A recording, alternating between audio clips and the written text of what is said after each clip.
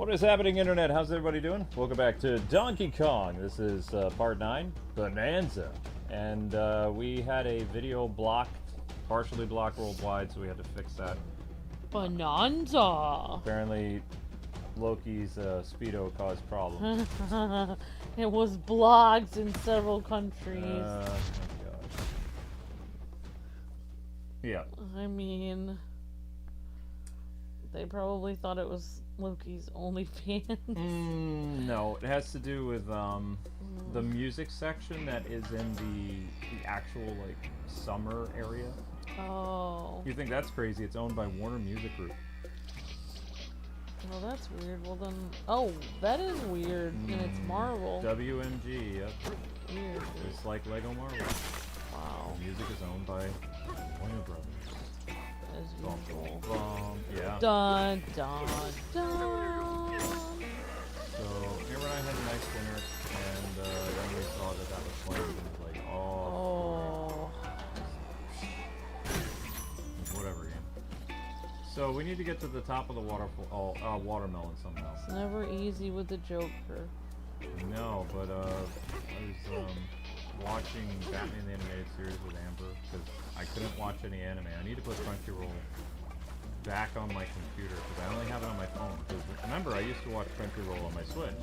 But Nintendo in their infinite wisdom was like, oh, you can't do that anymore. So the Switch and the Switch 2 will not work with Crunchyroll because Crunchyroll is owned by Sony. Oh, Ooh, wow. Ooh, petty Nintendo. Wow. Petty Nintendo. When Crunchyroll was owned independently and not owned by Sony, it worked on Nintendo. Oh, wow. I know. Coincidence? I think not. Exactly. And then Nintendo was like, oh, we're not really going to have streaming services on Switch 2 anyway, so I was like, fine, I'll watch Crunchyroll on Steam Deck. And I was like, okay, that's fine. So I went to Steam Deck, and lo and behold, there are no streaming services on the Steam Deck. Which is weird. And they say, oh, it's a Switch killer. It's like, it's exactly the same as a Switch. You can only play games on it. You can only play games. Yeah, exactly. It's the same. What is the deal? What is the deal? Wait, can I explain? Yeah.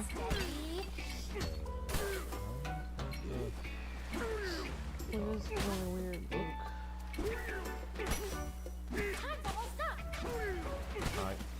How the camera angles in this are bizarre.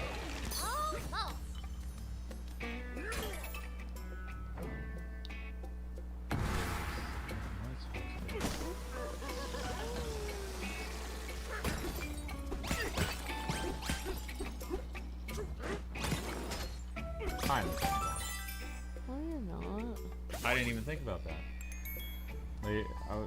What didn't you think about? I was doing a puzzle the wrong way. Is there any wrong way to play the game? Yes. Yes. If you would have saw last night's stream, one of the streams where you were fast asleep, yes, there is definitely a wrong way because everybody in the chat was screaming, do it this way, and I couldn't see them because I wasn't paying attention. That's okay. It's hard to watch the chat and the stream. So what I did is I found my own way to beat the level, and it was pretty clever in itself, but it wasn't how everybody else did. But it took longer.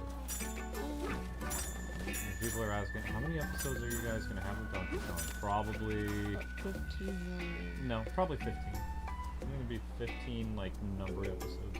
Of course, I'm going to have to go to a Japanese website to get different pictures of Donkey Kong because I've used all my renders. I only had 9 renders and I've used them all. Whoops. Whoopsies. Well, you did a great job putting all the thumbnails. I got them from Japan. I haven't been helping with any. It's okay, you can come up with a thumbnail design for our new series on the 24th. That really cool, it's basically like a Monster Hunter game, but it's a Monster Hunter game with a Toei. Okay. I think. Yeah. And I'm already working on the Ninja Gaiden thumbnails for the 28th.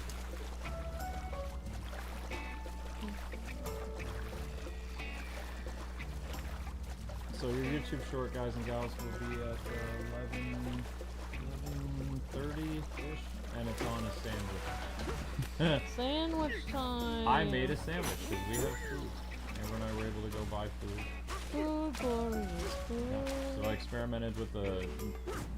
I will give you a little hint. I experimented with the lettuce that I bought the other day.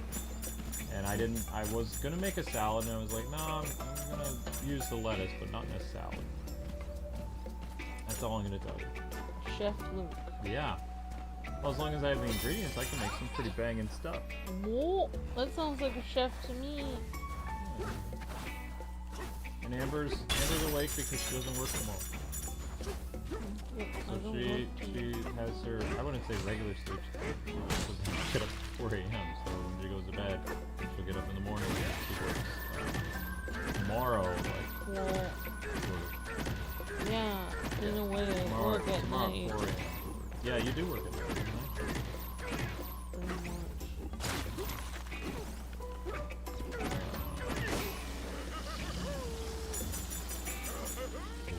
Yeah, so Amber and I watched, on the break, we watched Batman the Animated Series.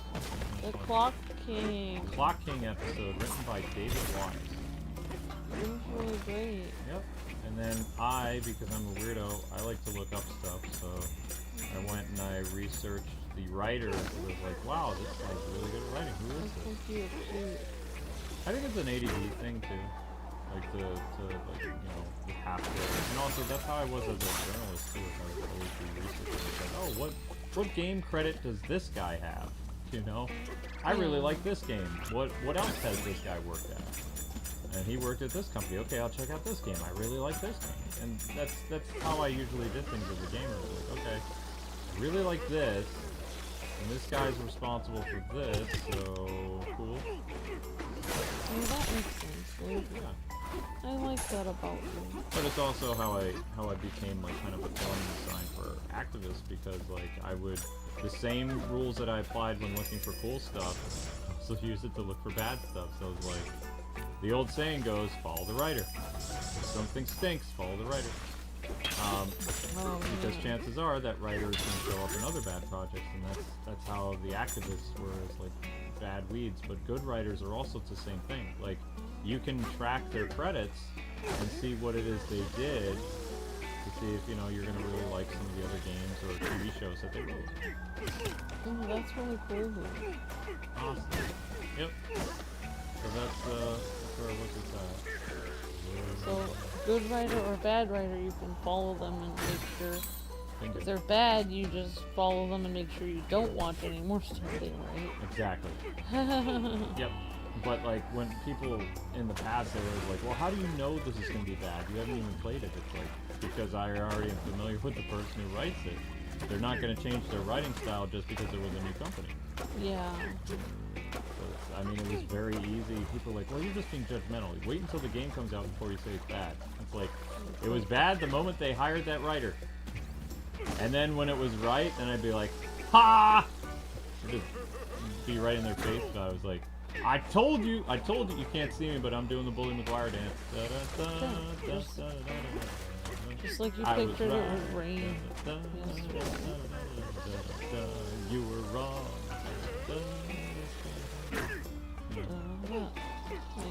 That's how I roll. But the same thing is with good writers too. It's, you know, that's how you can tell if a project is good or bad. You follow the writer. The writers are psychopaths. Chances are the game that they're going to be part of is going to suck. If they're, you know, a really good writer, chances are whatever game they're a part of is going to be great. Just follow your nose. It's like Toucan Sam, yeah, exactly. I mean, it's an old method, but it works. You know? It is what it is. Yeah, Toucan Sam is cool. Follow your nose, Toucan Sam. I really don't think I could smell cereal with my nose, though. I don't know how much it smells. Some cereal smells. Like I would say Fruity Pebbles has a smell. Fruity Pebbles has a smell? Yeah. Cocoa Puffs has sort of a smell, but it's not as pronounced as like Fruity Pebbles. Yeah. Cinnamon, apple. But anyway, back to the whole, whoa, David Wise thing. He was a writer that apparently followed me throughout my entire childhood without me ever knowing. So he wrote some of the high-profile episodes of He-Man in the 80s. Oh wow. So some of the like gut-wrenching, like very like, wow, this is a very thought-provoking episode of He-Man. And he wrote all the PSAs at the end of the episode. So not only did he write some of the core, like, you know, really important episodes of the show, but also he was the guy, he and his wife wrote the moral lessons. Yeah. For things like Transformers and He-Man and stuff like that. That's so cute that he wrote stuff with his wife. Yep, so David Wise was responsible for 3 episodes of Batman the Animated Series, because he was currently working at Fox when those shows were in production. Oh, so wow. he wrote a couple episodes for Tiny Toons, for Batman the Animated Series, and he did one other show. I don't remember what it was. But the episodes that he did, Batman fans, were the Clock King, Ooh. the Strange Secret of Bruce Wayne, Oh. and If You're So Smart, Why Aren't You Rich? Those are his 3 writing credits on Batman the Animated Series. Yeah, I think those were pretty good episodes. Yep. They were pretty good episodes. And he also was responsible, he was one of the key writers on the 1988 show Cops. Dun, dun, dun, dun, dun, dun, Oh yeah, you dun, like dun, that dun, show. dun, dun. Yeah, because the show was really fun. It's funny that this guy, he followed me through my entire childhood without me knowing it, but the shows that I enjoyed watching, he was the key writer. Wow, so you really do like him as a writer, you just didn't know it. Yep, Cops, Gem and the Holograms. He was on Dino Saucers. Dino Saucers. Da, da, da, da, da, da, da, da, da, da, da. He did Peter Pan and the Pirates, which was a Fox property. Cool. It's actually pretty cool, yeah. He did a little bit of Tiny Toons, the animated series. He did the Mighty Ducks show. Oh wow. He was also one of the key writers for the 1987 Ninja Turtle show. He wrote 100 episodes. Wow. Yep. That's amazing. It is. It is. It is. And he also wrote the entire Gen 1 season of Transformers.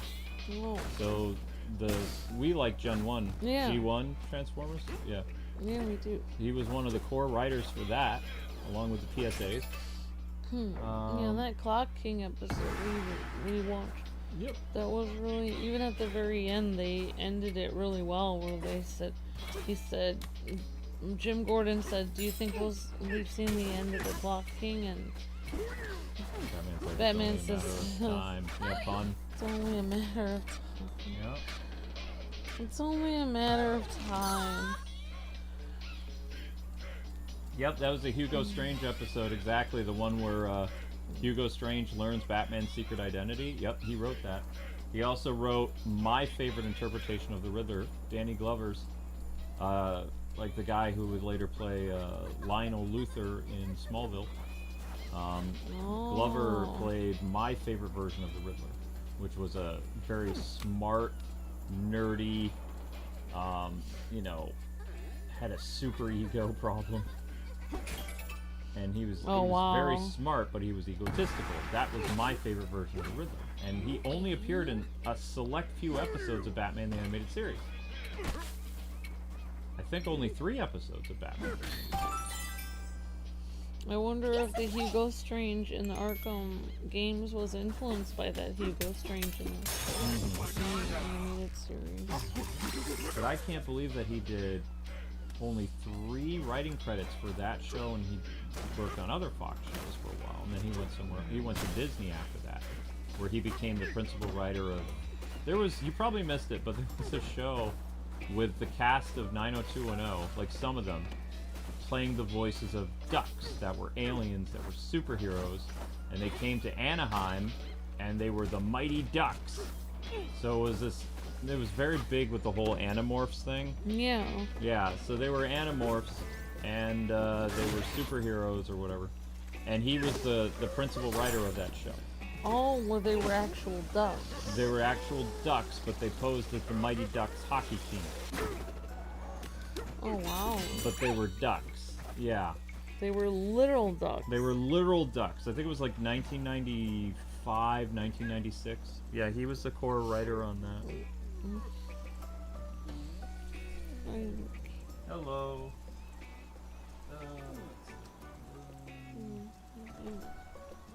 Flying high.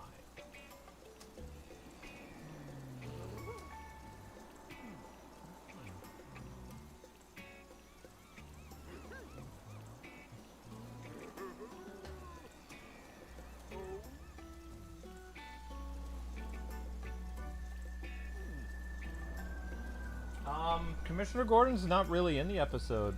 What I really like about the writer is because he was actually one of my favorite versions of Robin. How Robin is portrayed is in the If You're So Smart, Why Are You Rich episode, because Robin is like really corny, but like in a fun way. He's not like it's not like you can't take him serious. And he also helps Batman solve the riddles because Riddler has all these death traps, the riddle of the Minotaur, all this other stuff. Also, one of my favorite lines in Batman the Animated Series, he wrote, like, Batman, the Riddler says it's not wise to, cheat the hand of fate, and then Batman says, I don't believe in fate. And then, like, he has a riddle for the Riddler. He says, hey, Riddler, how do you take out a Minotaur in a single blow? And Riddler's like, what?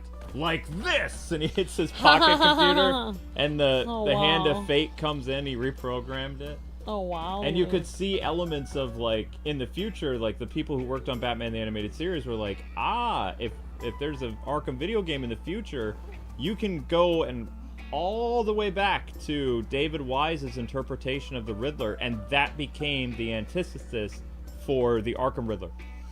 Oh, wow. That was the inspiration, because remember, Paul Dini wrote the Riddler in Arkham City inspired by the events of the animated series, and David Wise was the guy who gave us the Riddler.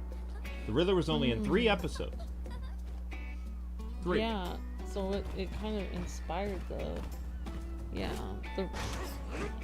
inspired the Riddler from which one again? Arkham Riddler is inspired by the animated Arkham series. Riddler, yeah. And the first one to write the Riddler in the animated series was David Wise. Wow, that's really interesting. So, not only that, but Hugo Strange was probably inspired from the Arkham games by David Wise also. I don't know if Hugo Strange is the first. The Strange Secret of Bruce Wayne might be his first appearance too. It may be. Yeah, it could be. Linky, are you doing your door dance there, buddy? You gotta go down. You don't have to go down. Come here. I think he has to go down. He has to go down. Link's letting us know that he's doing his box stand. Yeah, he needs to go down.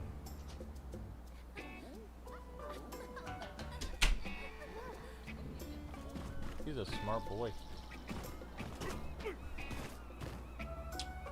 What's that for? I'm just trying to think, what other shows of his did I watch when I was a kid? There was a whole list of writing credits. It's been a while since you've seen that episode. I rewatch Batman the Animated Series every year. The episodes are only 22 minutes long. We have it on Amazon. I watch it on my phone sometimes when I'm having like a bad panic attack or something. Because it was my childhood.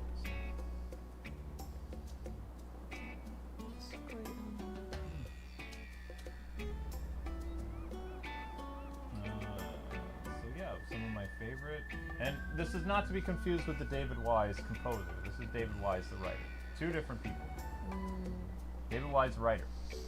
Yeah, that was the first thing I was thinking. I was like, he composes and writes? Oh No, my no. gosh. No. No.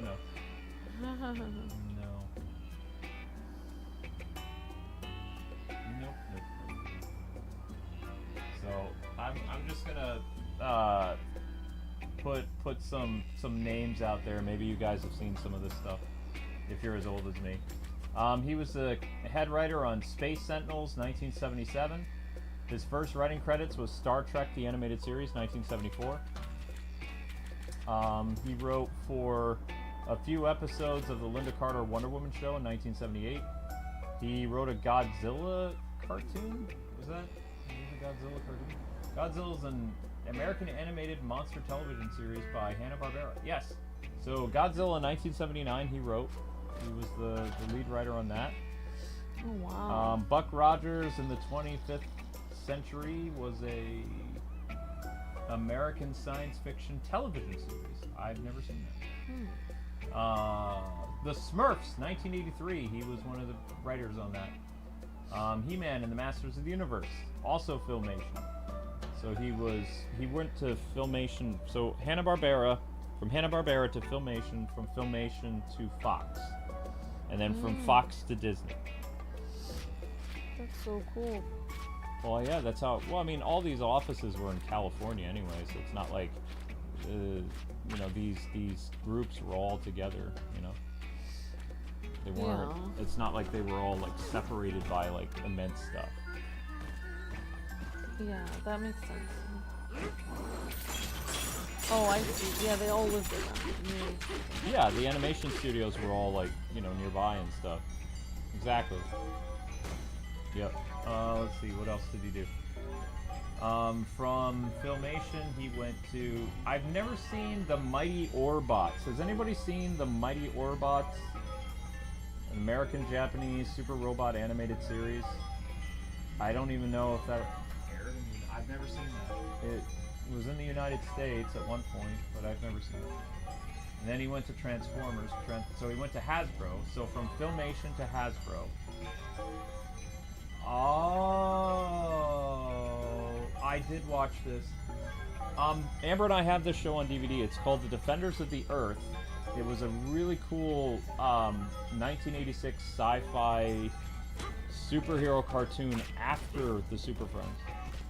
And that show consisted of Flash Gordon, the Phantom, so the guy in the purple jumpsuit that Amber and I did a game on, some magician guy and whatever. It lasted for like one season. It had like 50 episodes, and he was the key writer on that.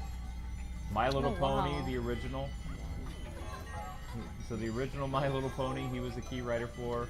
Teenage Mutant Ninja Turtles, he was head writer for seasons 4, 5, 8, and 9, and he did the pilot. So the first 5-episode miniseries of Teenage Mutant Ninja Turtles, he and his wife wrote the pilot for the 1987 series. And then he came back and he did seasons 4, 5, 8, and 9, and he did some key episodes in season 2 and season 1. Oh wow! I know, that's pretty interesting career. So that was 1987. While he was working on that, he also did the pilot series, Dino Saucers. He wrote for 2 seasons of Gem and the Holograms in 1987. Cops, Chip and Dale Rescue Rangers. 3 episodes for Batman the Animated Series. 4 episodes for Battletoads, 1992. The New Adventures of Speed Racer Remake, 1993, key writer. Transformers Generation 2, 1993, head writer. Conan and the Young Warriors, head writer for Fox, 1994. Wildcats, 1994. I vaguely remember Wildcats. That was a CBS show. So that would have been right before he went to Disney again. So Mighty Ducks animated series, 1996, head writer. The New Adventures of Zorro, 1997. I vaguely remember that show. Yeah, I thought I remember you talking about. Well, that was the 80s cartoon. Oh. This is something else. Oh, okay. Oh, it's a New Adventures. It was a New Adventures. It was a weekly syndicated show.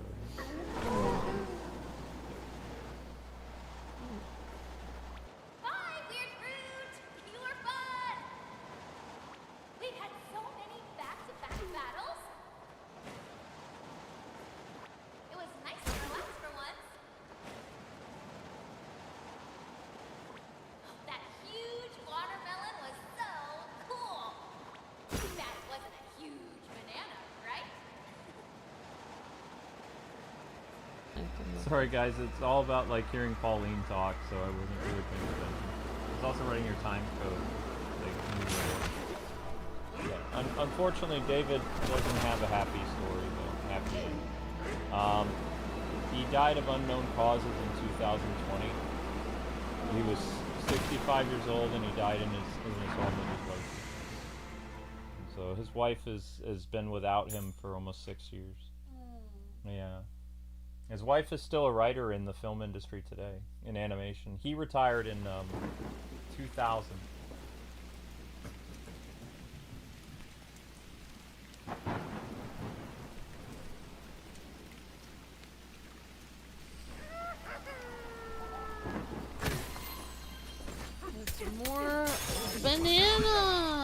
But it's interesting because like most of the shows that I liked watching, that all felt like both familiar to me and they were fun to watch as a kid, he was involved with.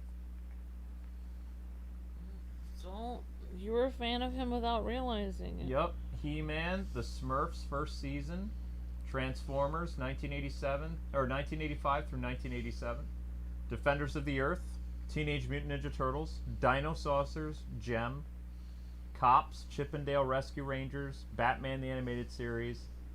I don't know what Transformers G2 is. I don't really remember that. Conan and the Young Warriors, I remember. Wildcats I watched on CBS. And the Mighty Ducks.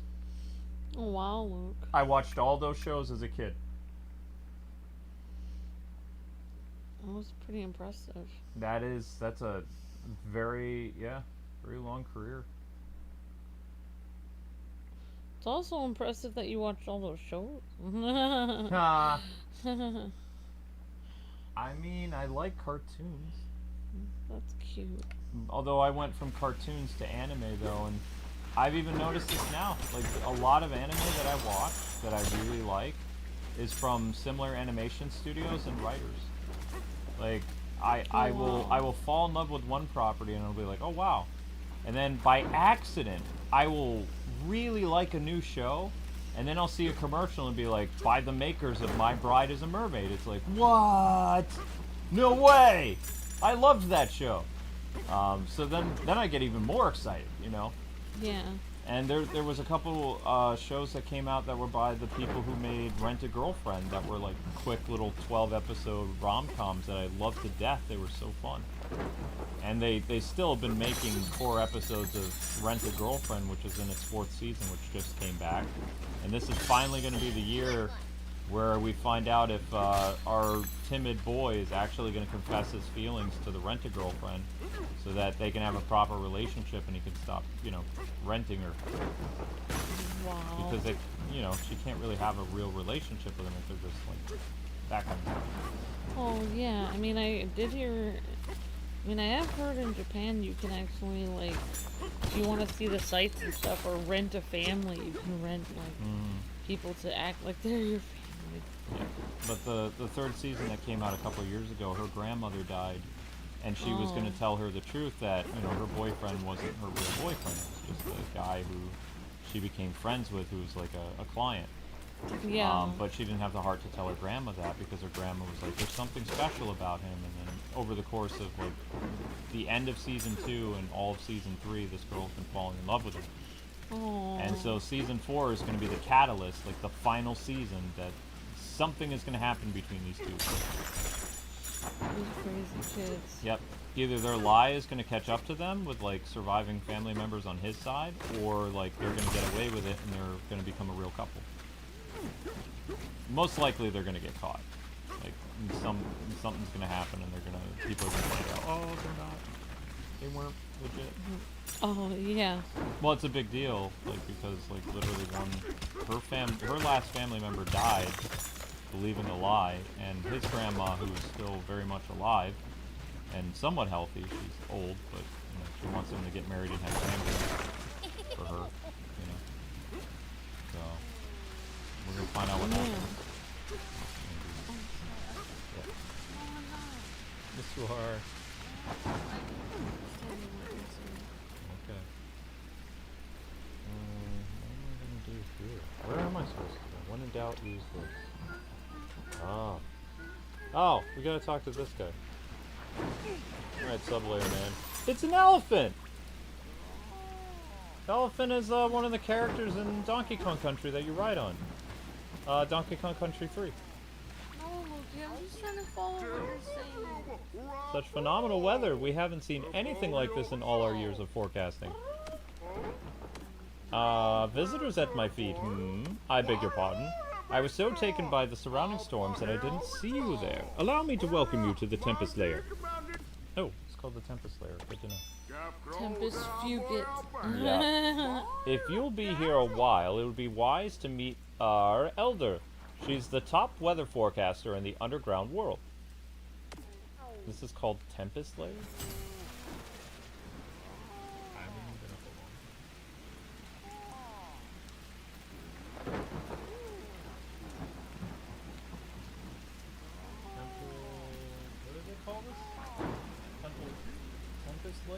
Tempest? Is that what it is? Yeah, Tempest Layer. Yeah, Tempest. Oh,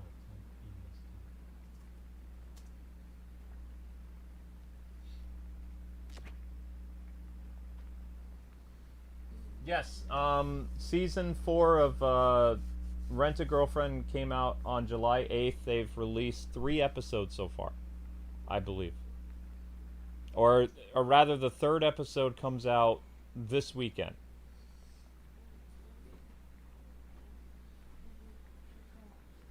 Okay, honey. Take your blood pressure, okay? Okay.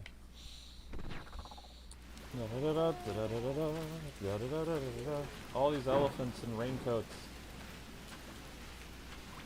You did pretty good, honey, but I mean, you have to remember, even before your job, like around 10 o'clock is when you would usually, you know, it was like that for years. It's okay.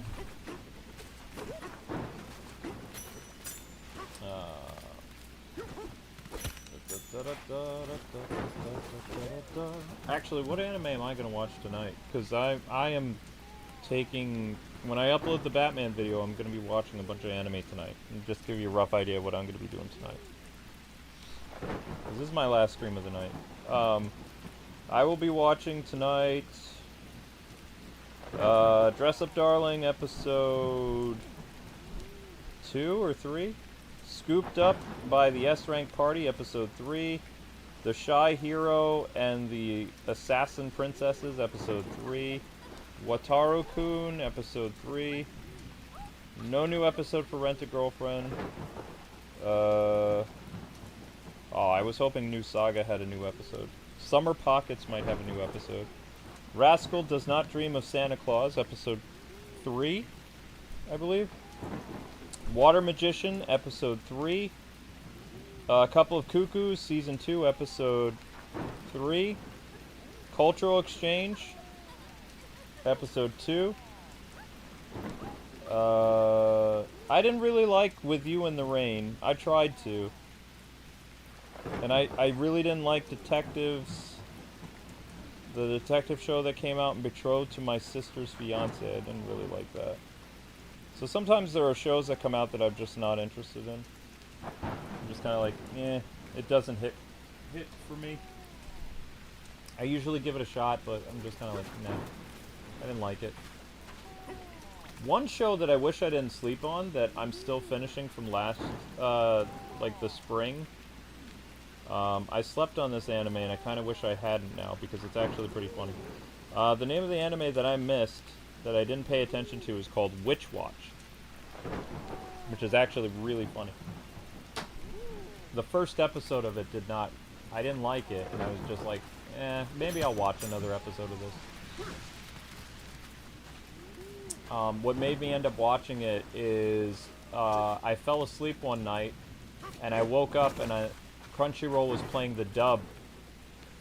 Like it rolled whatever show I was watching rolled into Witch Watch for whatever reason, and the dub kicked up and I heard it and I started laughing a little bit and I was like, oh. And then I watched the subtitle and the subtitle wasn't as, I don't know, it just wasn't as funny as the dub. So I'm actually watching it dubbed, which is weird because I usually only watch subtitle on it.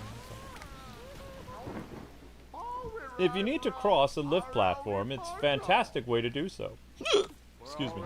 Just throw a chunk at the underside of the platform.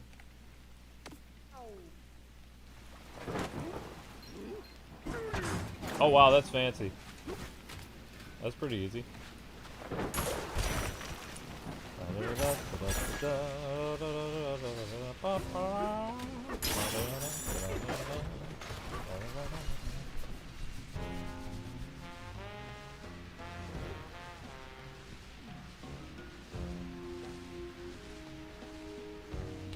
There was an anime about girls and bowling, and it's an Ishkai thing. Ah. I see.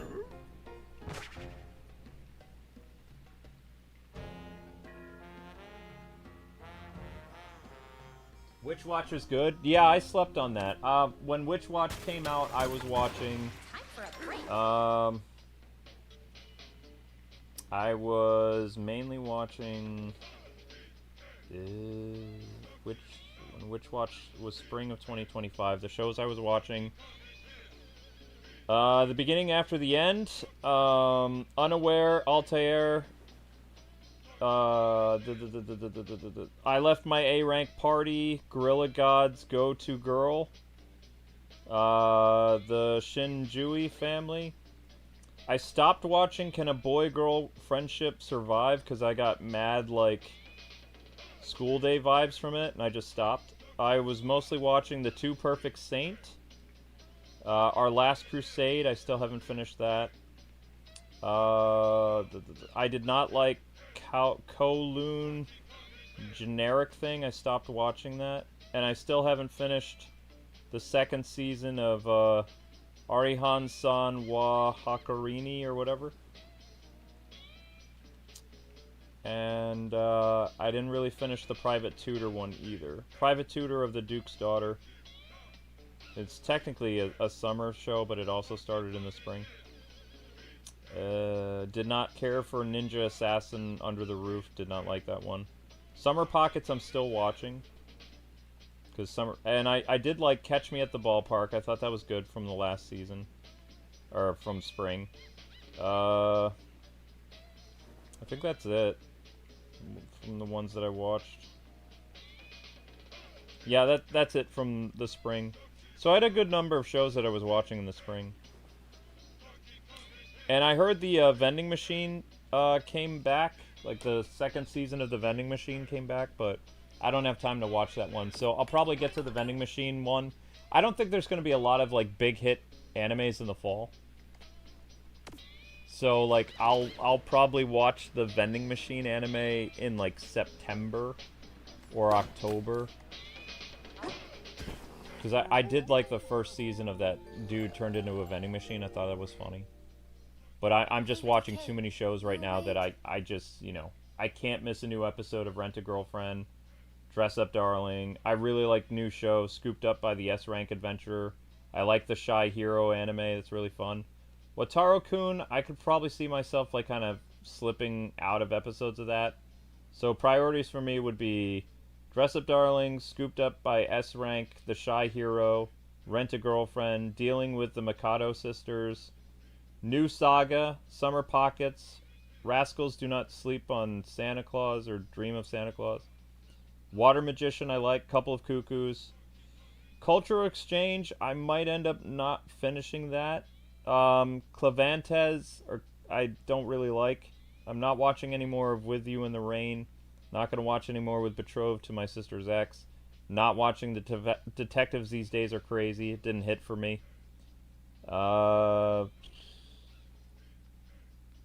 Yeah, so I mean, you know, just I'm not going to be able to get to everything, but the rom-coms are what's going to take up all my time.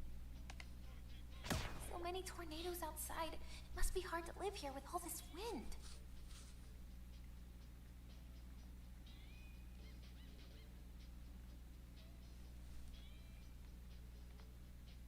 I mean, I guess elephants do have thick skin, so the wind probably doesn't bother them much.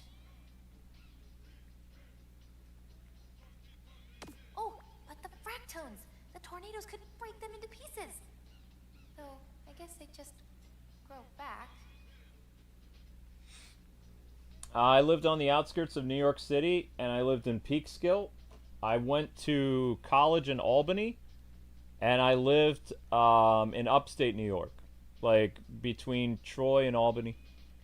So I've lived in 3 or 4 towns in New York in my life.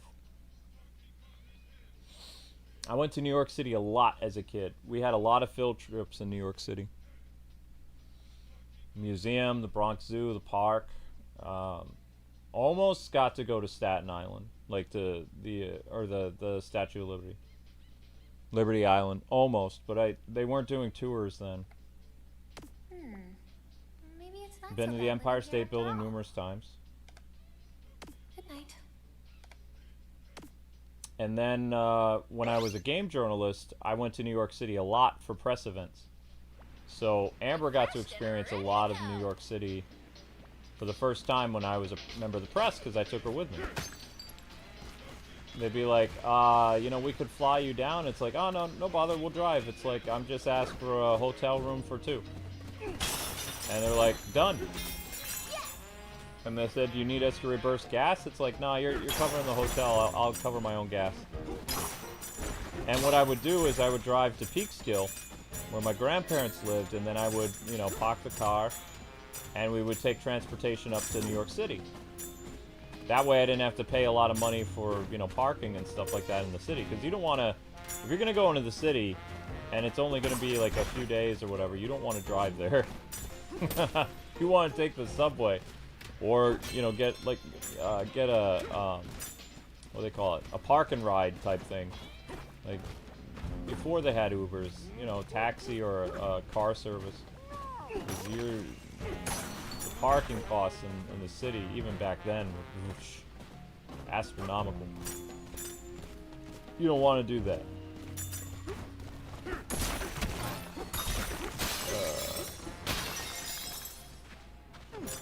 I remember my grandparents were really proud of me, though. Like, Amber and I were going up for a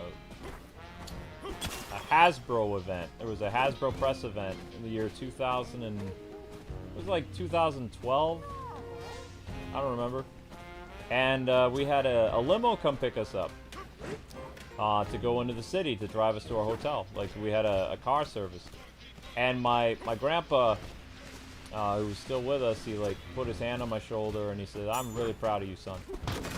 I was like, "What for?" He says, you really, you know, you took this online thing and you made it into a very successful, like, career. He says, "I'm proud of you." I was like, wow, I never even hear that from my own parents. Because I didn't hear that from my parents.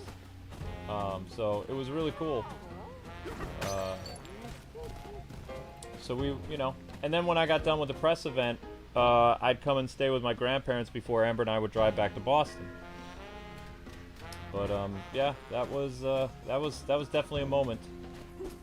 Because I'd never had a limo take me to the prom or anything, so that was my prom moment basically. I had a limo come pick me up to take me to New York City, when usually we just took the subway. But I don't know, I felt like doing it. I could afford it, so I was like, why not?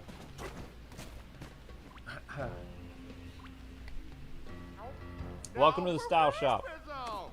Fantastic fashions of the underground world. Alright, show me what you got. What the heck is that? Oh, you can turn her into an elephant? That's kind of lame. Reduce burn damage from lava. Oh, now you give them the lava resistant stuff, you jerks. Extends your elephant bonanza time. Wait, elephant bonanza? You can turn into an elephant?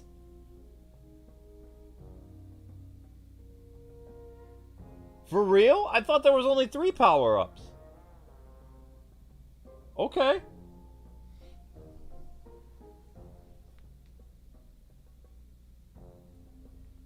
Kind of glad I didn't watch all the spoilers.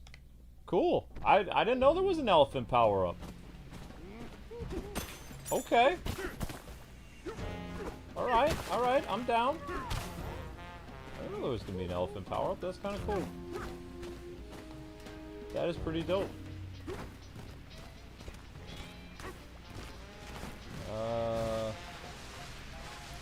Is there a shop I can buy stuff in? Like, buy, locations of stuff?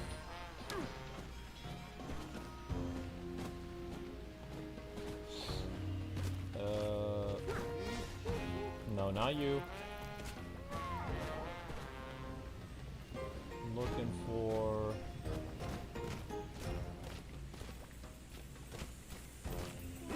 Ow! Yeah, maybe I should do the lava paint. I did not know that. That's actually kind of cool. There are 5 power-ups? Wow. I had no idea. Let's do this. Guess we'll be playing this game for a little bit longer than I thought. So we're going to marathon more of it tomorrow.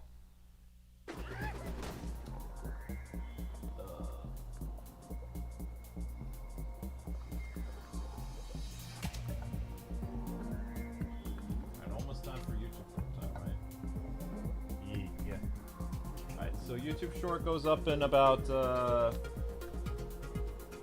I'd say probably like 10 minutes or so. So just heads up. Oh, we don't want to go in there. That's burning. That's bad. Oh snap! Oh snap! DK.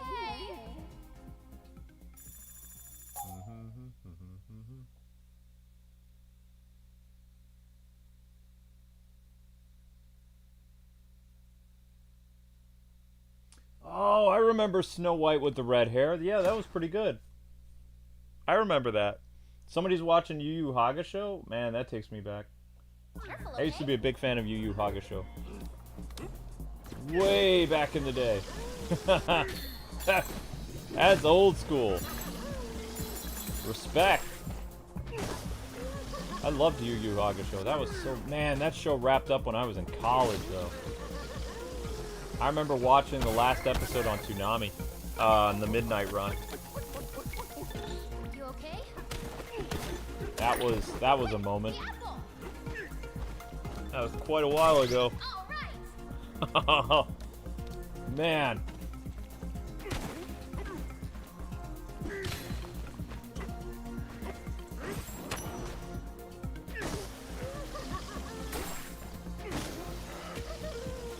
Whoa.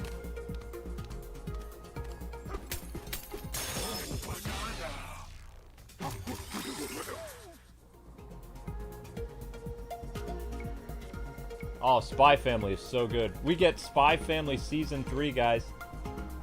This October. You hyped? I'm hyped. Amber and I cannot wait to watch Spy Family Season 3. She loves Spy Family. I got her all caught up. She watched all of the first season, the second season, and we watched the movie. So that means as soon as the third season comes out, like, I'm going to try to watch it at the same time as her. Careful, Because okay? I'd love to experience it with her. Because she really, really, like, she got into it. So that's going to come out in October, I believe. Unless they delayed it. I hope they didn't delay it. I don't think they did. I think it's still en route for October. And then Farron is coming in January, like Season 2 of Farron. One of the biggest breakaway animes of, like, I believe 2024? Something like that. Unless it was it this year? I don't think it was this year. I think it was, this, the summer of 2024, and then it came for the winter of 2025. Something like that. That was a great show. That was one of my favorite animes of last year. I really did like, you know, the second season of, oh, what's the name of that? Second season of,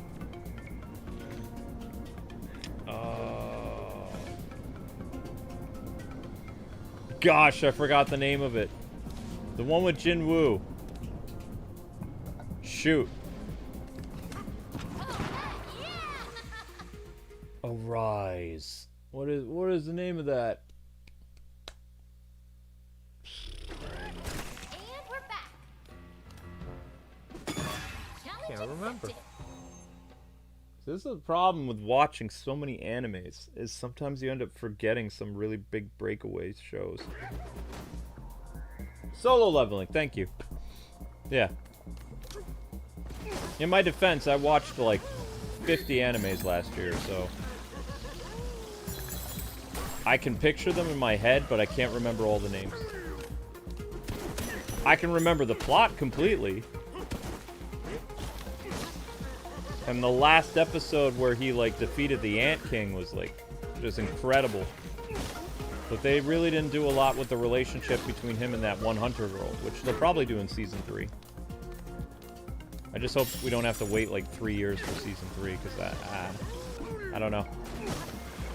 By then, most of the shows that I watch will be wrapping up their second and third final seasons. By the time Solo Leveling comes back. We'll be on, like, Season 5 of Spy Family or something. But yeah, I watch a lot of shows. YouTube is my job. Anime is my hobby. Like, anime is what keeps me sane. Sane-ish. Crap. So, yeah, I probably watch about, like, 50 shows a year.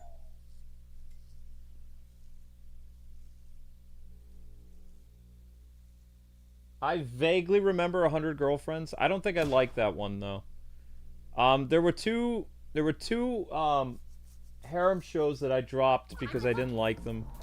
One was 100 Girlfriends, and the other one was Girlfriend, Girlfriend. The first season of Girlfriend, Girlfriend was funny. The second season, I believe they introduced another girl or a third girl, and I was just like, I just don't see the appeal of this anymore. It was too harem-y for me. I was like, nah, it's not really gonna have any character development between the girls. He's not gonna make a decision who he wants to be with. At least with Rent-A-Girlfriend, he is going to choose a girl to stay with. He's not creating a harem route. He's most likely gonna go with the main girl. And the other girl that he's just dating, he doesn't even really like her. Like, well, I mean, he likes her, but he's not in love with her. She's in love with him. He's not in love with her. He's in love with the other girl. He's in love with best girl.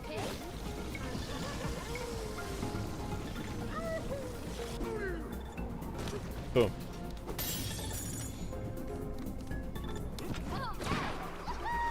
I still missed a banana, didn't I? Shoot.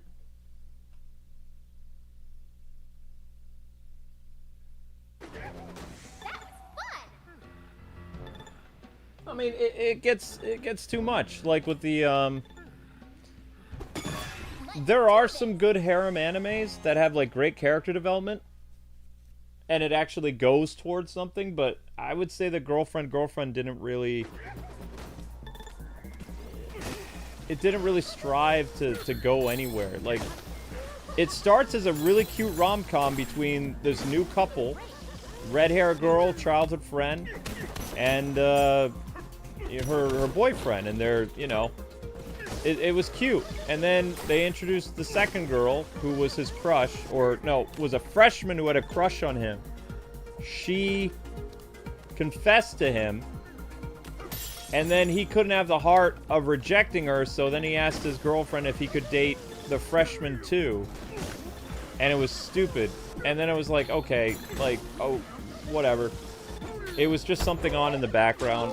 I would literally only watch it when I was eating a meal.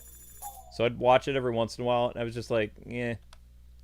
Eventually, I think I got around to finishing it when it was the dub. But I started to watch the second season, and they introduced another girl, and I was just like, nah, I'm out. This is just...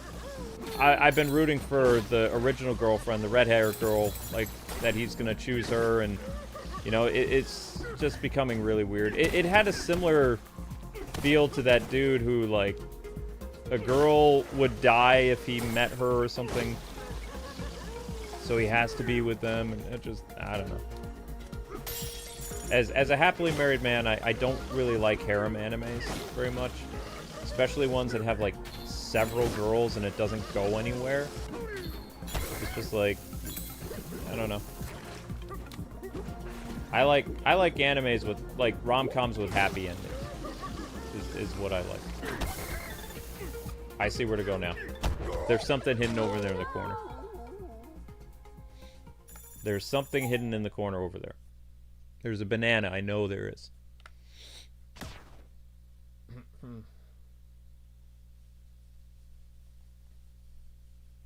Careful, okay? But the reason why I like Rent-A-Girlfriend so much is because it actually has a plot, and he is going to choose, like, either the main girl. Actually, no, he's not going to choose anybody else other than he's in love with the main girl. He's in love with the Rent-A-Girlfriend. He just needs to... She is literally in love with him now, and he needs to actually get off his tuchus and tell her the truth. And stop leading on these other girls. Because he's being a jerk face. Because she's totally into him now, and he's gonna blow it. Probably. I mean, they're gonna have to do some type of drama. Something's gonna happen. Like, they can't just wrap it up in a nice little bow. Something's gonna happen. There it is. There it is. Banana. Skill point.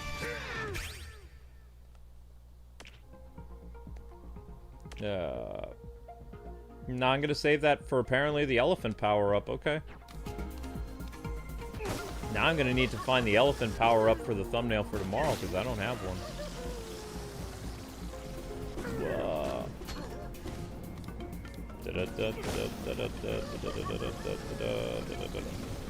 It's gonna make me go through this all over again. Yikes. Ooh, banana! Yeah!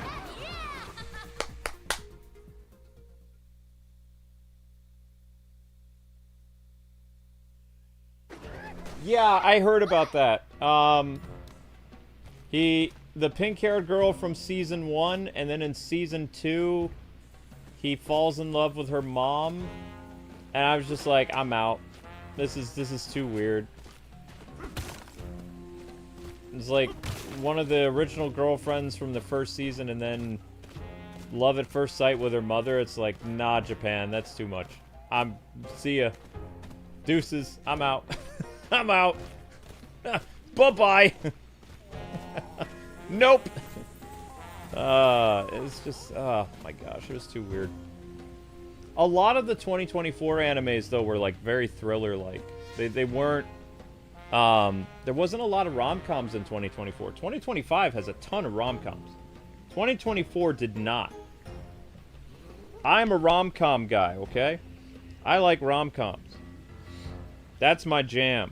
And 2025 is full of them. 2024 was not. 2024, in the fall, I watched Dan, Dragon Ball Z. I did not watch RE0. I didn't know that came back. I watched Yakuza Fiance. I really liked I'll Become a Villainous. That was really good. MF Ghost I watched. I did not finish Tying the Knot. That was one of the only rom-coms. I ended up watching The Healer Who Was... Oh no, I didn't finish this one. The Healer Who Was in Fact the Strongest. I did not finish. I watched 8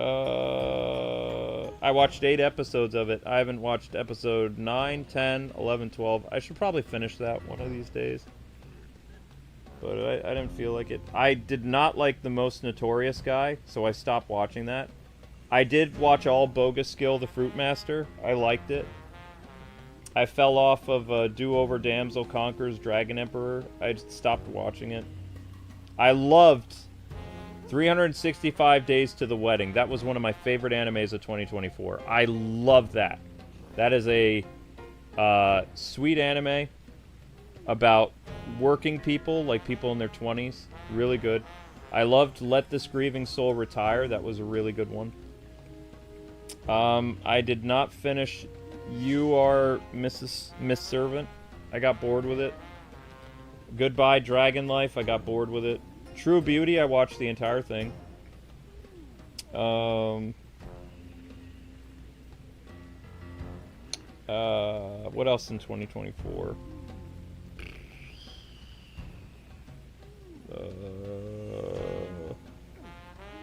Nope, that's it for the simulcast and what? That was the fall. So, yeah, I didn't really watch that many shows in the fall.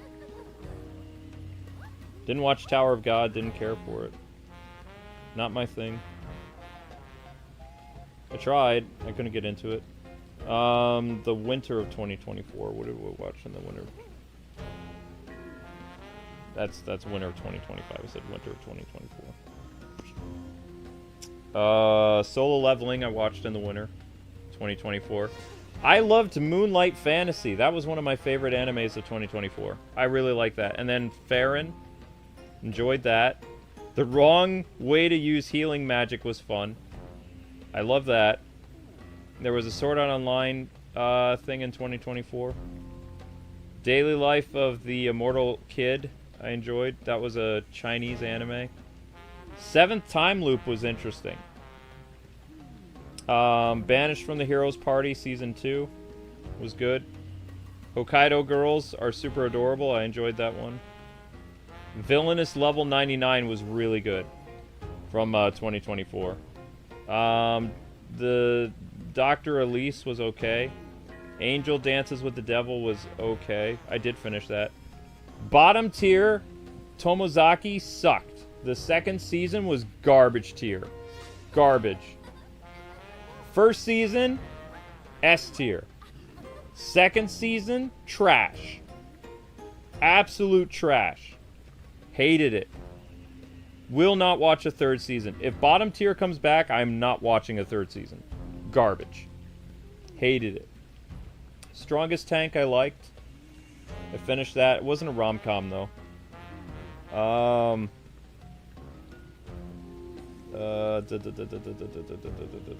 What else?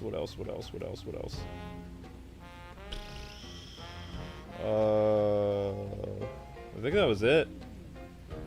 It wasn't, yeah, I was very picky in the winter of 2024. There wasn't much.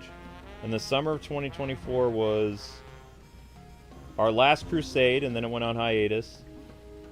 Isla Sometimes Hides Her Feelings in Russia. I thought that was fun. Failure Frame was interesting.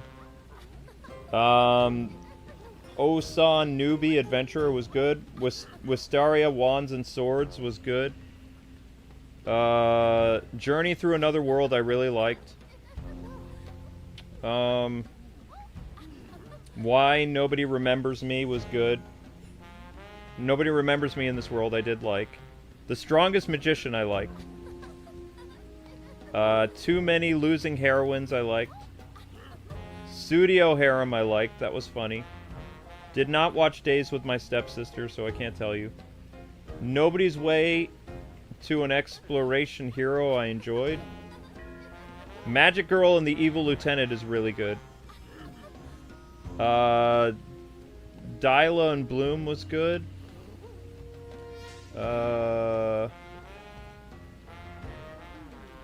VTuber Legend I did not like. That was stupid. And was there anything else in 2024? Megaton Musashi, but I played the game. That was pretty much it. So, I mean, I was very picky in 2024. There's been a lot of animes that came out in 2025 that I really enjoyed. I watched a lot of them in 2024. Alright, let's talk to this elephant person. Sorry about that.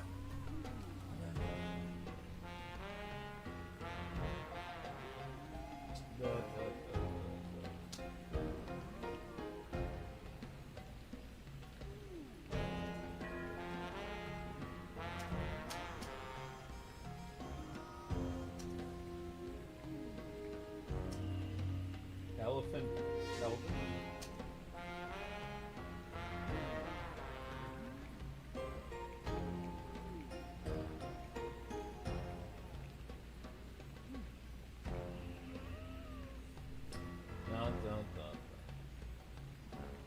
I didn't watch My Wife as a Robot. It looked too weird to me. There was a Korean drama about a girl who pretended to be a robot, and that was sweet.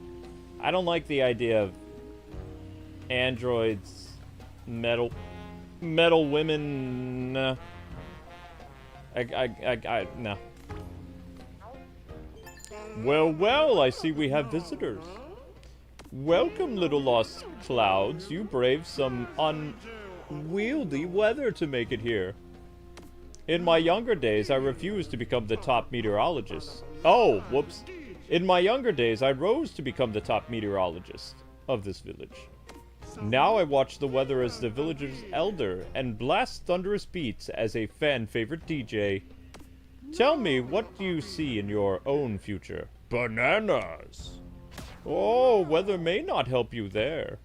Heavy rains, intense lightning strikes. Might have to take a rain check on any banana hunting plans. Dope. Wherever you're heading, you'd be wise to prepare for severe weather. I suppose I could teach you how to use my elephant Bananza, which is great for navigating nature's wrath. If you retrieve the ancient record, I'll be happy to spin up a lesson for you. The young elephant over there will give you all the details. Twinge in my knee, that means strong storms are on the way. Be careful out there, little clouds. Woohoo! Find the ancient record. Okay. Yeah, sorry guys. I'm not usually very, like, passionate about an anime, but bottom tier Tomozaki Season 2 just really infuriated me. That was back when Crunchyroll still allowed people to leave reviews and to chat. Like, eventually they got rid of our ability to speak. But everybody in the chat, like, over there, I had a lot of friends that I made, like, through aliases and stuff. Because I didn't write, like, Kwing reviews or anything like that. I just used my real name or whatever. And nobody knew who I was, which was great. But I was leaving episode reviews and chatting with people, and, you know, the girl that everybody wanted him to end up with, he rejected. And she was best girl. And everybody was furious. And, like, the girl he chose was so boring and plain, and just, like, everybody even said, like, I'm not going to watch a third season. And I said some pretty colorful things, too, because I was pretty furious, too. Because the entire series, like, the Season 2 was about his relationship with the blue-haired girl. And then all of a sudden he goes back to the girl that, you know, he decides he's going to date, that they were teasing at the end of the first season. But the entire second season was pretty much about blue-haired girl. So it was infuriating. You know? So, I mean, I got really passionate about that one. I was like, wait a second. That's a problem. So, yes, my ship sank with that one. I got a pretty passionate. Pretty passionate on online forums. I was like, what?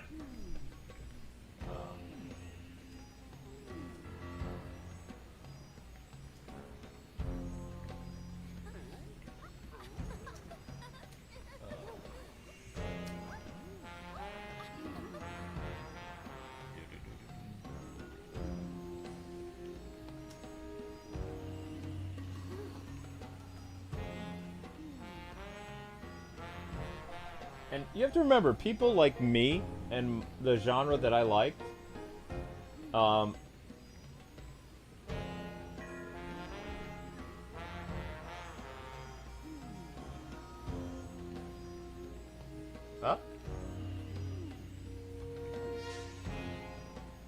No, we've had the 560 subs for many years.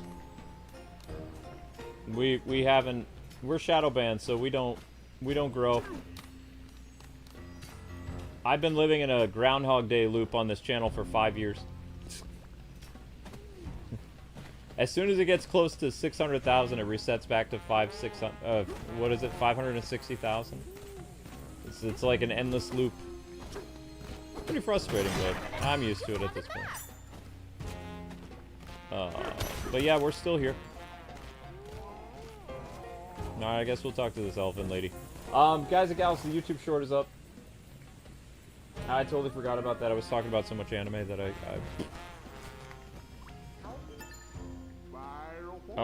sounded like you had a pleasant chat with the elder. Sorry to eavesdrop. With ears like mine, it's hard not to.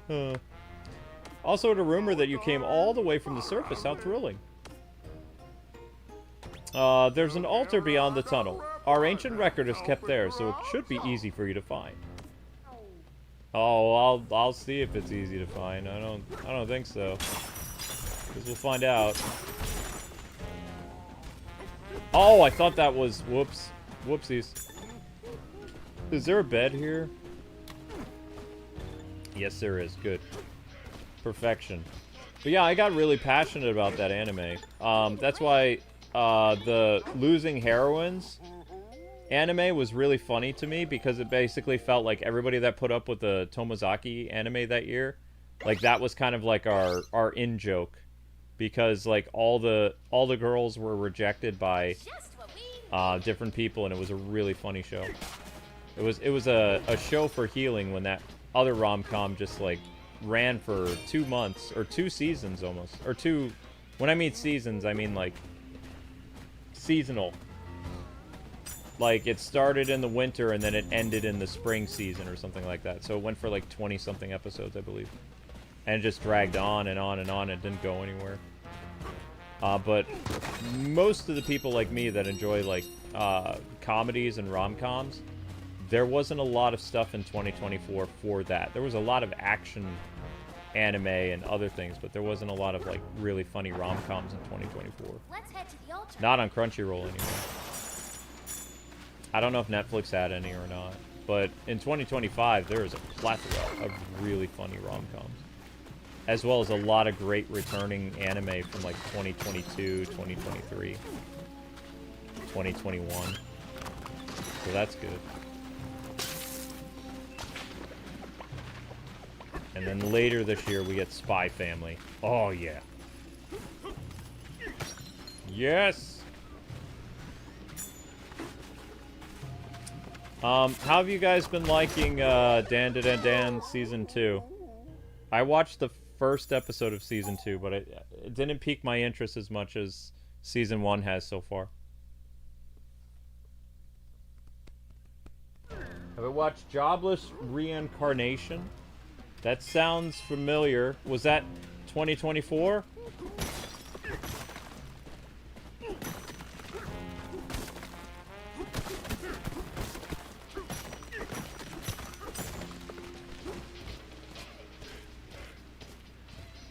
That sounds vaguely familiar.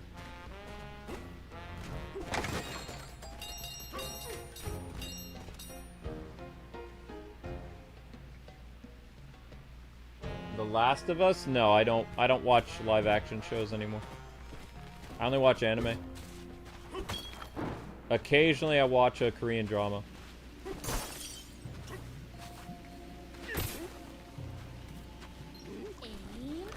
Although Korean dramas are a heck of a commitment because they're very long episodes.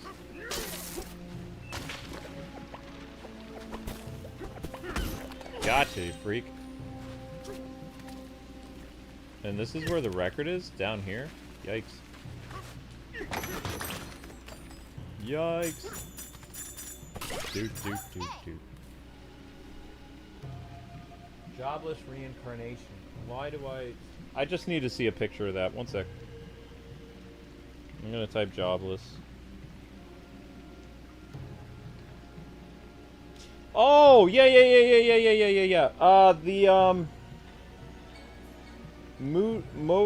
The guy who reincarnates in that world. He's got blonde hair and a ponytail. The first season is about him as a little kid. The second season is about him as a teenager and he gets married. Yeah. I enjoyed that. I don't know when season 3 is coming out. But that's kind of a harem show because he marries, like... He's gonna marry 3 women. His first wife is the blue girl, and they have a daughter. Oh, wait, no. I got it wrong. His first wife is an elf with white hair, Selfie or something like that. They have a daughter. Then he goes off adventuring. He's always been in love with his magic teacher, and he marries her, technically having an affair.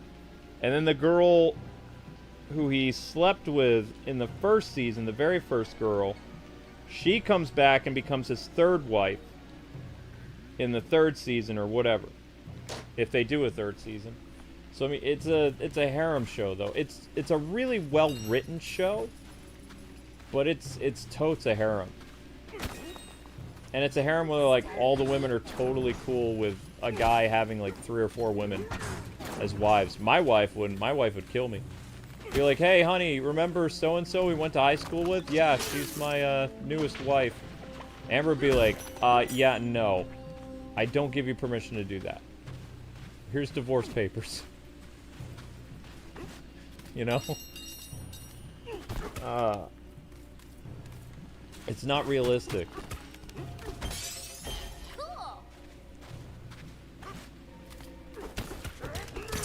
That studio harem thing was really funny. It was about a couple that she basically role plays. She's an actress, she role plays as different personality types. It's the same girl, and he's dating the same girl, but she has like 6 different personalities that she's basically role playing. And she goes through all the anime girl tropes. And it's a really funny show. That came out in 2024, I think. Or maybe it was 2025. I don't remember. I did like it, though. I liked it enough almost to get the Blu-ray of it, but I haven't bought a Blu-ray anime in a while. The last Blu-ray anime that I bought was the one about the Super Sentai parody where they transformed into gelatos. Like frozen, they were it was a parody of Super Sentai, and it was a rom-com where the guy fell in love with the evil princess or whatever, and it was just a job for her. She was like, it's her 9-to-5 job. She works for an evil company, and his 9-to-5 job is he's a Power Ranger. I bought that on Blu-ray, and I loved it. And it's never come back with a second season. It's been almost 3 years now. That's a really funny show. I can't recommend that enough if you're like a big fan of Super Sentai and, you know, just like romance animes in general. That's a really good one. And of course, this year's breakaway anime for me was the Red Ranger in Another World. That was phenomenal. If we do not get a second season for that show, then it is a crime against humanity. It was so good.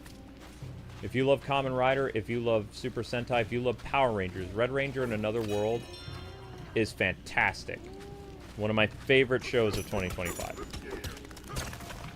Even all these months later, I still rewatch it when I get the time. I love that. I'm waiting for that. I think it's coming out on Blu-ray this August or September, and I'm buying it. I want that in my collection. So very badly.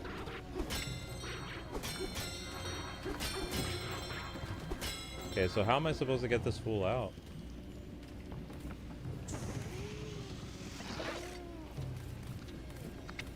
Oh, I just do that. I was overthinking it.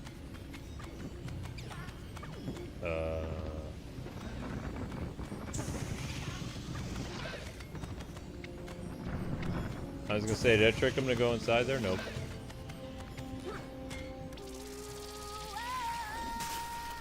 Bam! Love After Domination. Yeah, that's the last show that I bought on Blu-ray. It's kind of funny, the last anime that I bought was about Super Sentai parody, and the next anime that I'm gonna buy on Blu-ray is a Super Sentai parody. But Red Ranger in Another World is so good.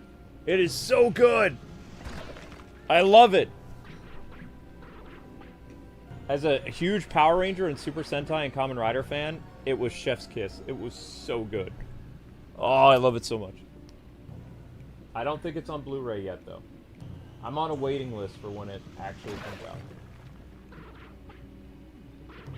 Okay, so we got about 91 views on the short so far. Alright, we can do better. Actually, is it out on Blu-ray yet?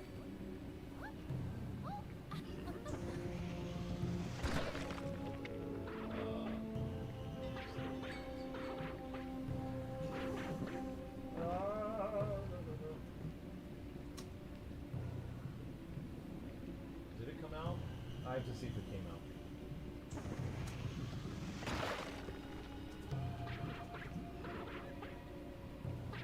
Red Ranger in Another World. Blu-ray. Nope.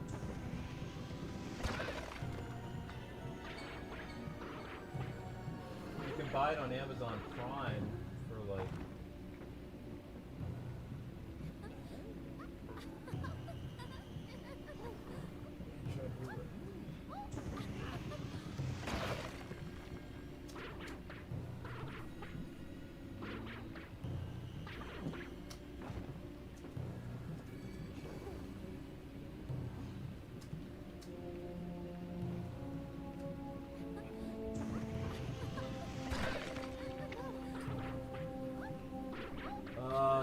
it from CD Japan, but I'm not. No way.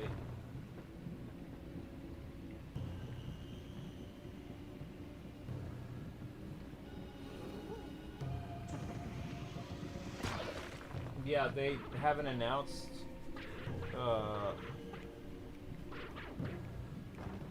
when it's coming to America. So what you can do is you can buy the show. You can buy all of season 1 digitally on Amazon for $24, but I actually want to own it. So probably sometime next year, or at the end of the year, it'll be Blu-ray. But yeah, if you guys could click that sandwich thing for me, that'd be great. We gotta get the hourly views up. Boss battle?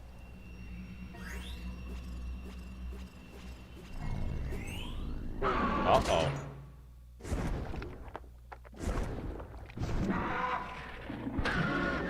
Oh, snap. Yep, boss battle. 241.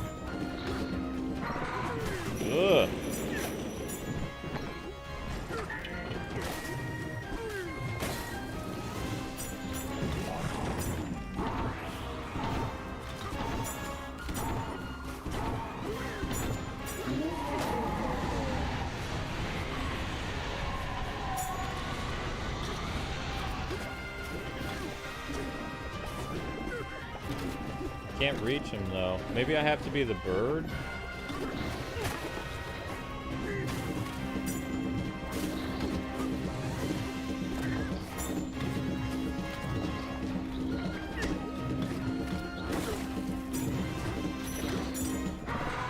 Ow.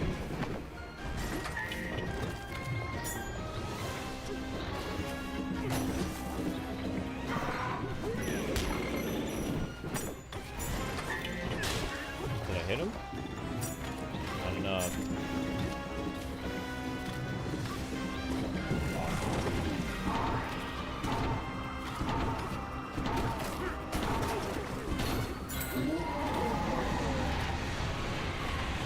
I think I'd have to climb up on his wing and then hit him, but it's not letting me climb him.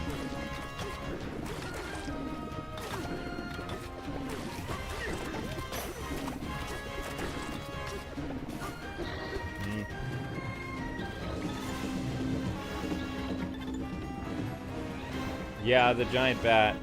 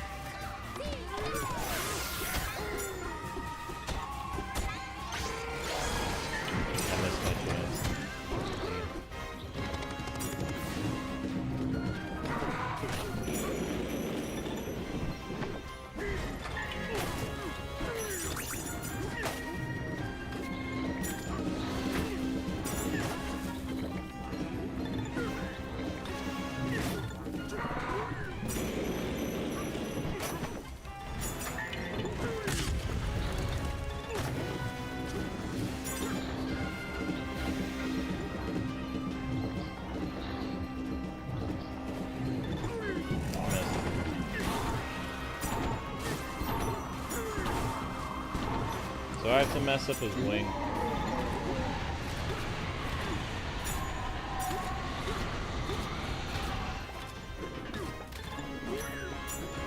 Seriously?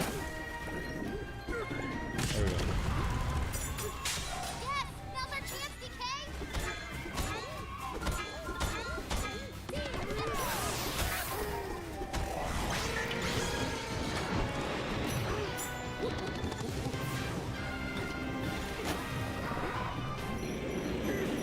Okay, now I know what to do. I just don't know what I'm supposed to do after to punch him. Do I have to summon the big Kong? Should I be the big Kong for the entire fight?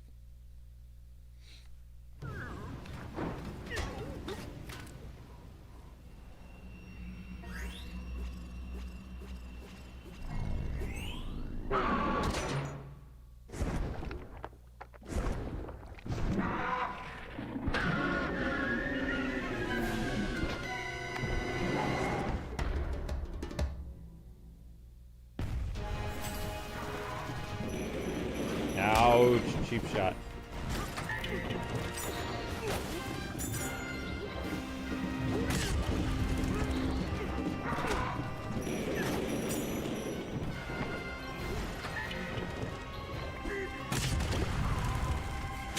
Yes, now's our chance, DK.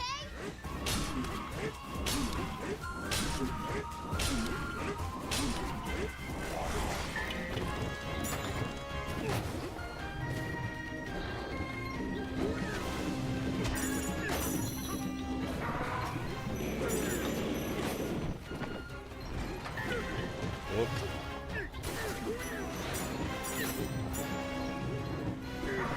Missed again.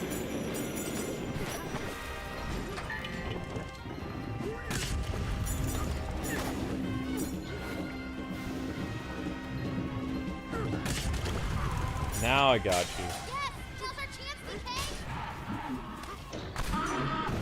DK. Combo breaker. Ugh, that thing's ugly.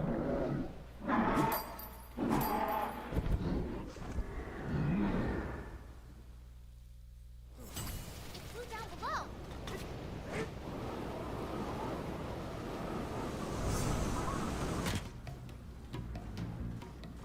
Sublayer 901.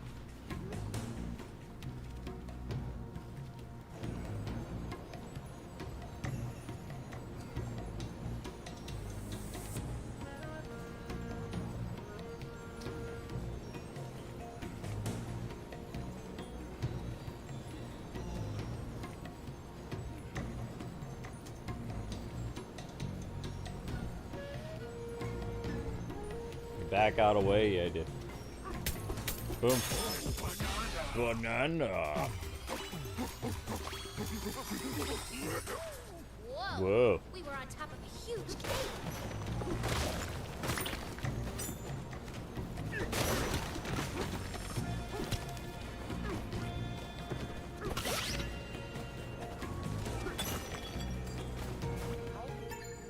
Dear me, I apologize for my shock, but I was quite startled just now. Some sort of terrifying bat crashed in from above. Did you see it too? I watched it open its maw wide and spit out the ancient record. Even worse than that, our poor ancient record was broken in two. I don't suppose you'd be able to the task of retrieving both of them. How delightful. I'm positive the two of the ancient record pieces landed in different spots here in the hot shower cave. Did you know how to survive this cavern? Avoid it. Use an umbrella. Indeed. You can hold a chunk of terrain over your head like an umbrella. A chunk umbrella should allow you to navigate this cave's open areas without taking damage from fiery rain. Wow, that's cool. So having this over my head, that's really clever.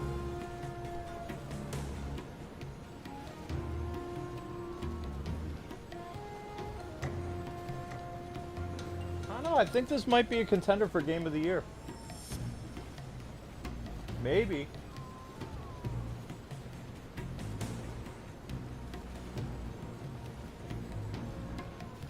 I just, I don't have a thumbnail for tomorrow, guys, so just one sec, please.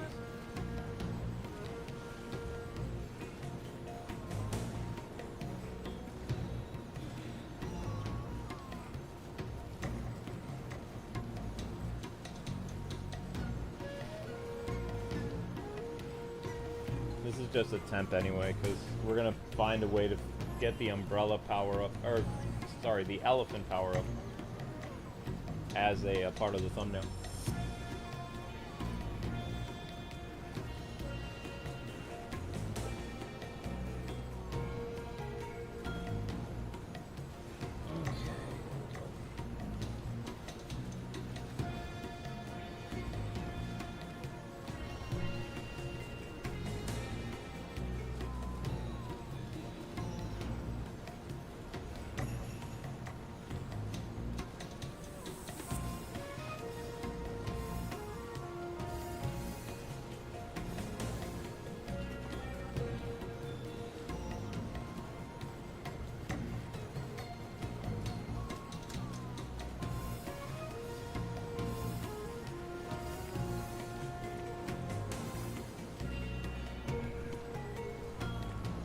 Okay, so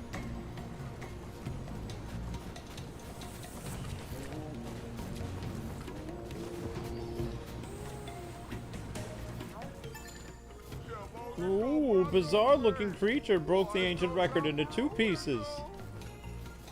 But I believe I found the location of one of the ancient record pieces nearby. It's right down there. And there it is. The ancient record piece is sitting over there.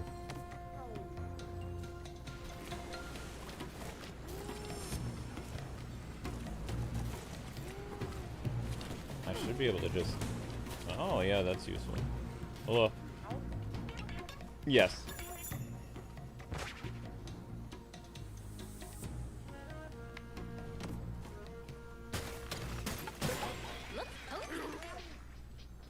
Thank you, Jeeves.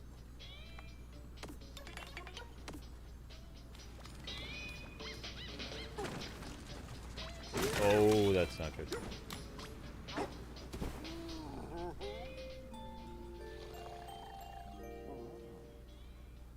Oh. I fell off the bed.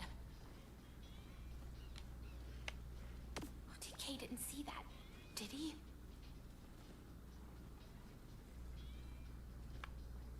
Oh, how embarrassing.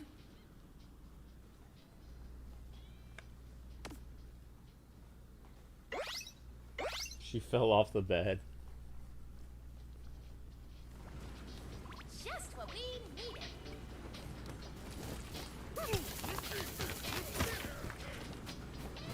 needed. DK, Donkey Kong is here.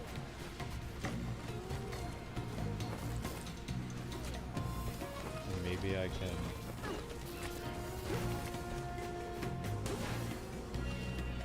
Whoa! Okay, that was dope.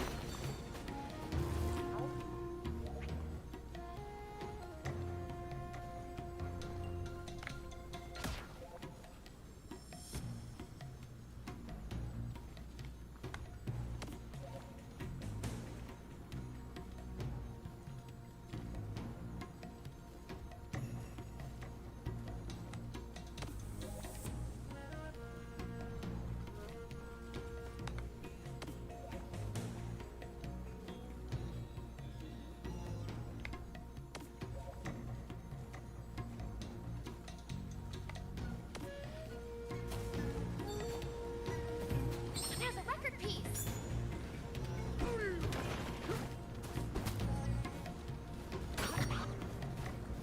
Ah. Now I have a weapon and something else. Okay.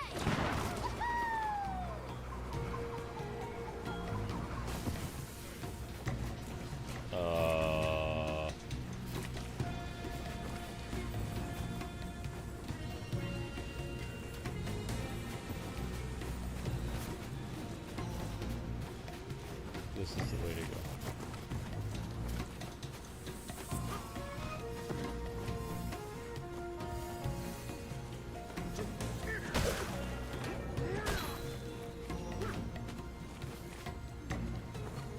How do I get out of here now?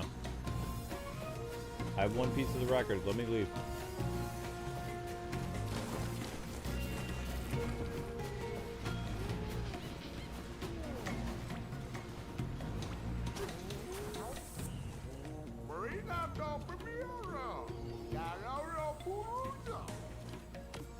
You already did that.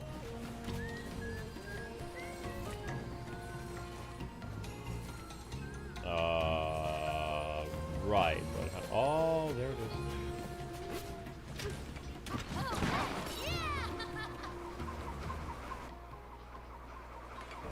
That's useful.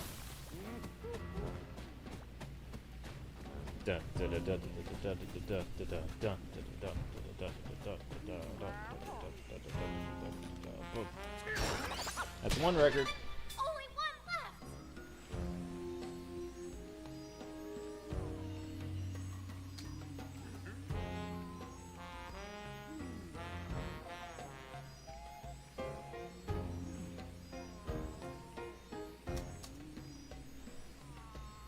Okay.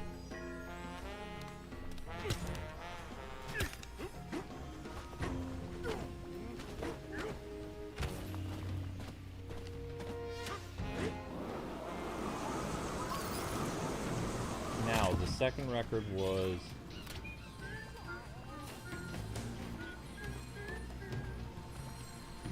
No.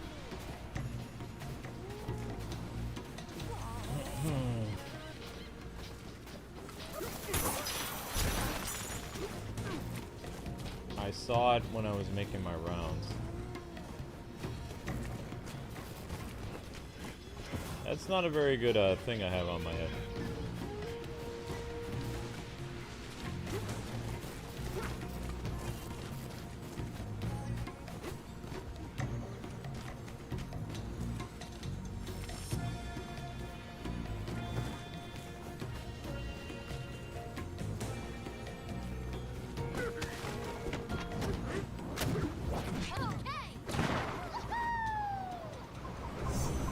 Nah, that's not it.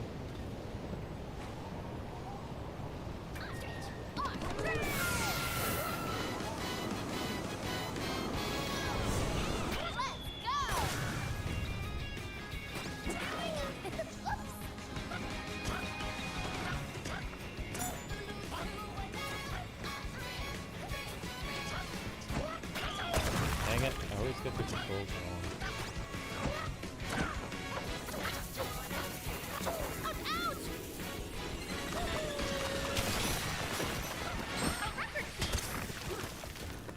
Good enough.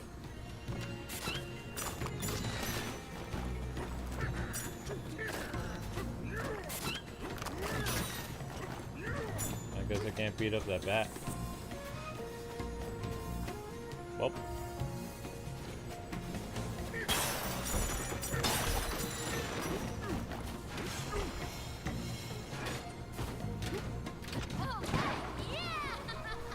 We found a way to improvise. At least the record won't be destroyed by lava. Yeah, it seems to be the case. Wait, this isn't right.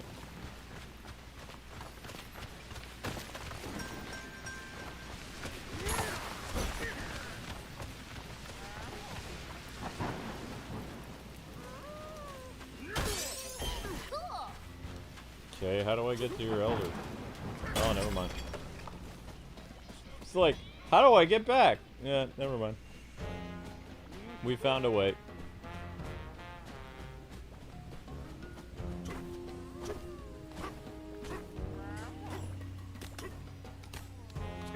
Blammo! Yes, got 'em all.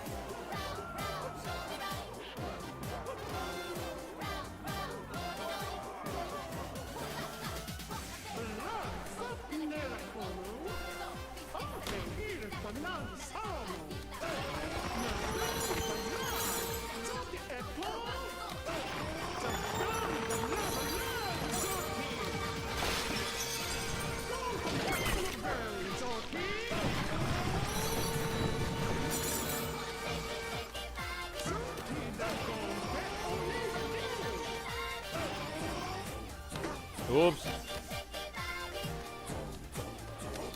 Trunk.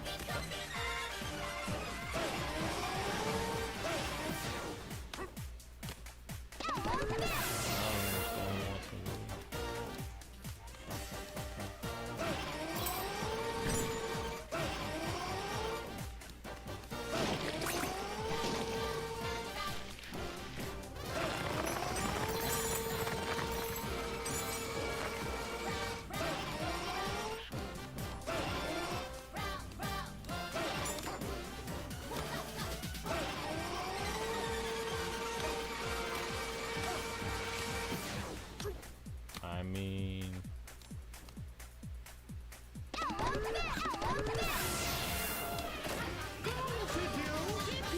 I don't know what trunk chuck is,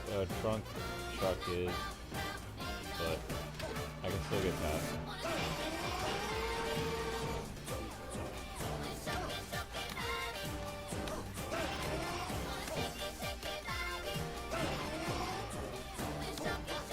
Oh wait, no, I need something to throw at that.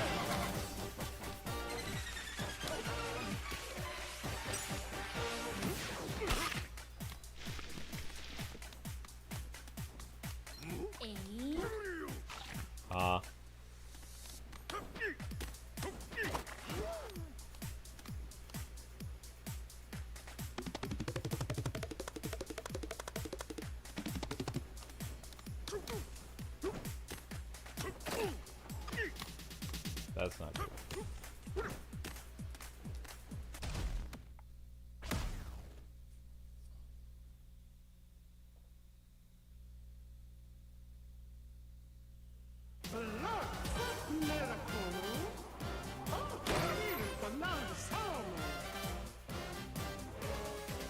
Can't vacuum the glue. ZR is just the vacuum button though, isn't it? Yeah, ZR inhale.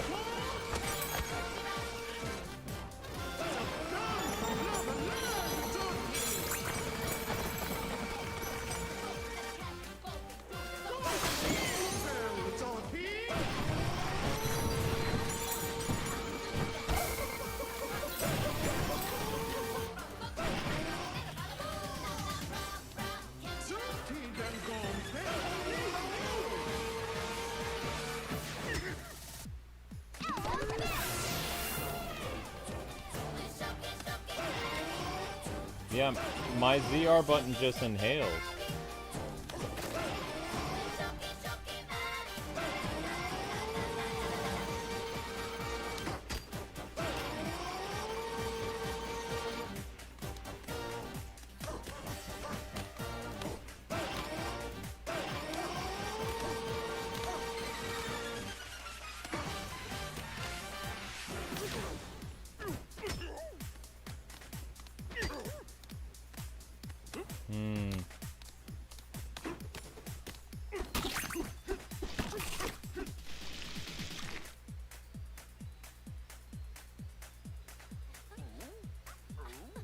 Press ZR lightly.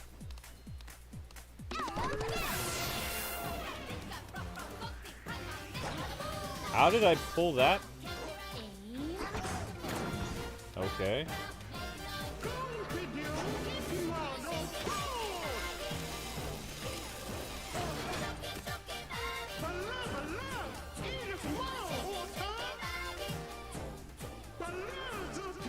I wouldn't even think to tap it.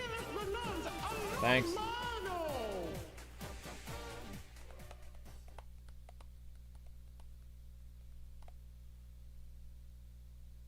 We did it, DK! You got the elephant Bananza! Now we gotta head to the planet core.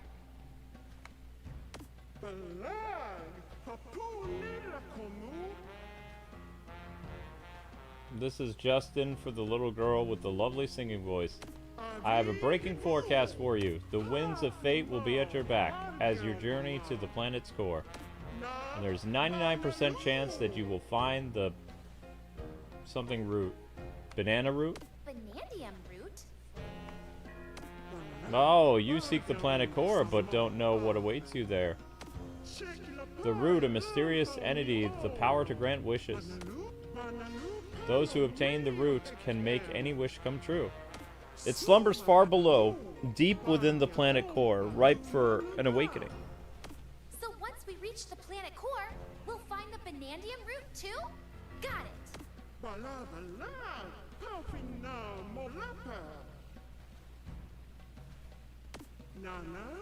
As the next step, the Elephant Bonanza will let you breeze through the rest of the hot shower cave with little trouble. Off you go. Thank you, Elder. Okay, but we need to... Yeah, we need at least one more thing to get what's her name's costume.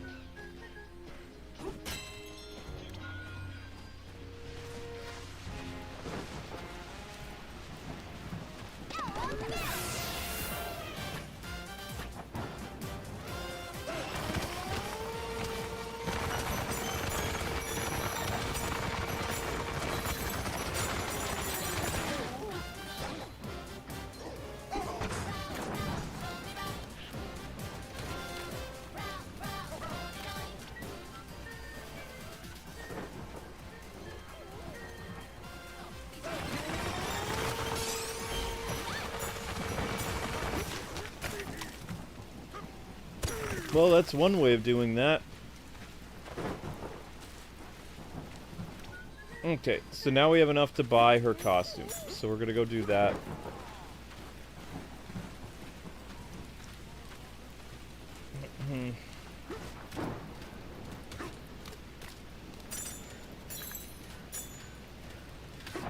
Oops. And we'll get Donkey Kong some new pants. The man needs some new pants.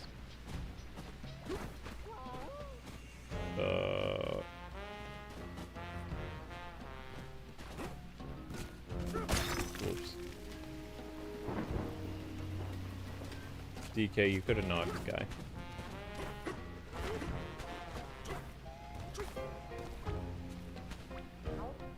Welcome, hello.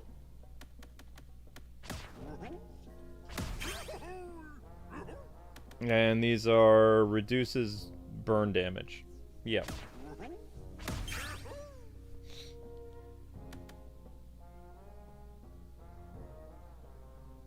Interesting. I don't have enough for that though. Thank you.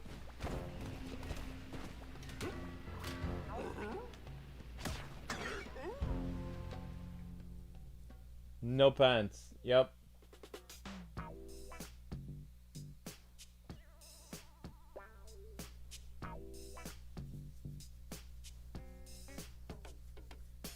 I don't have a picture of the elephant. I'll do the best I can. Light blue pants. All right. Oh, that's cute. How's it look? Kawaii. Okay.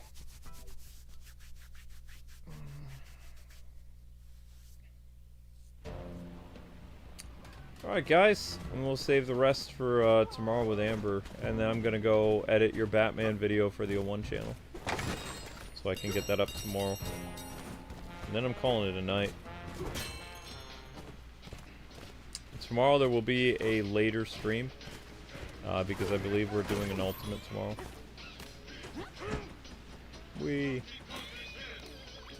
DK, Donkey Kong is here. Performing for you. Whoops.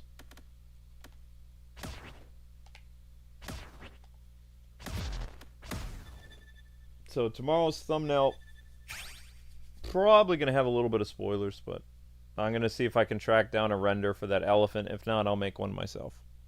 So